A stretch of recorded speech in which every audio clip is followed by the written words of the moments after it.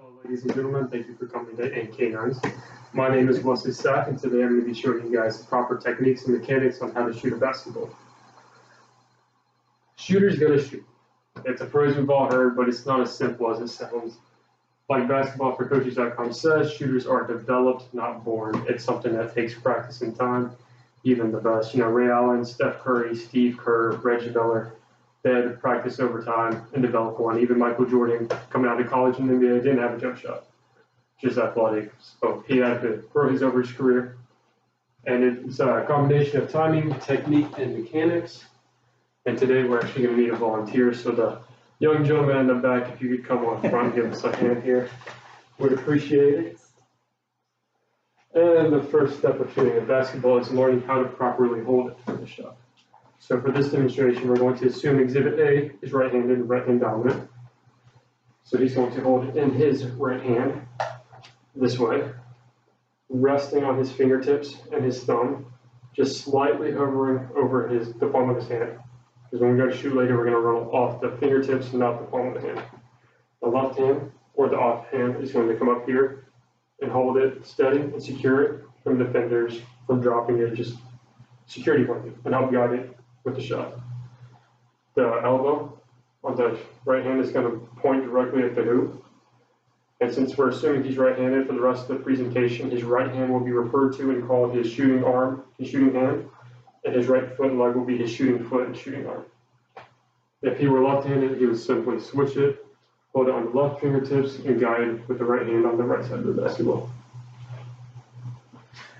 The second part is your stance.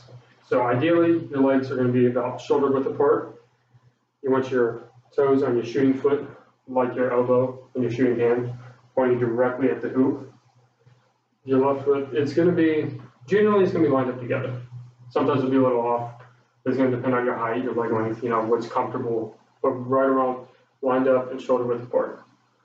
And then you want to bend your knees a little bit, and adjust to where we're not doing squats, so we're not going all the way down here.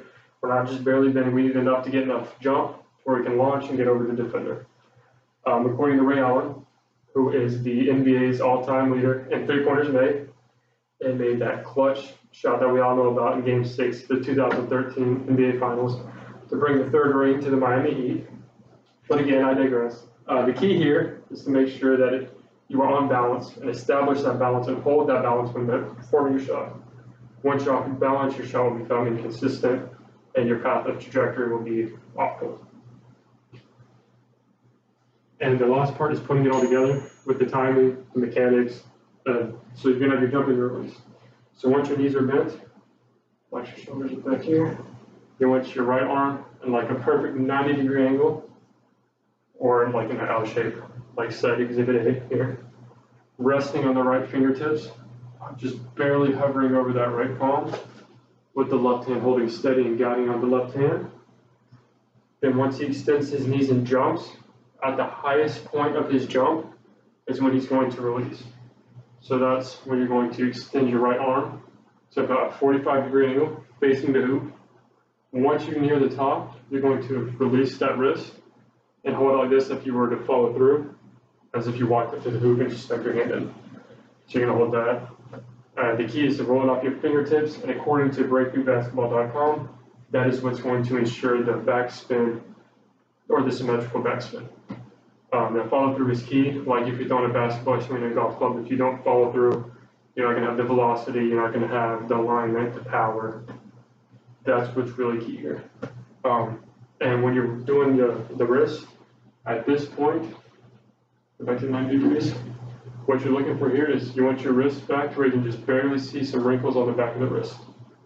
That's going to be the angle you want there, along with this. So it's almost like a box. Of course, your wrist doesn't go that far back. Just a little bit of wrinkles there.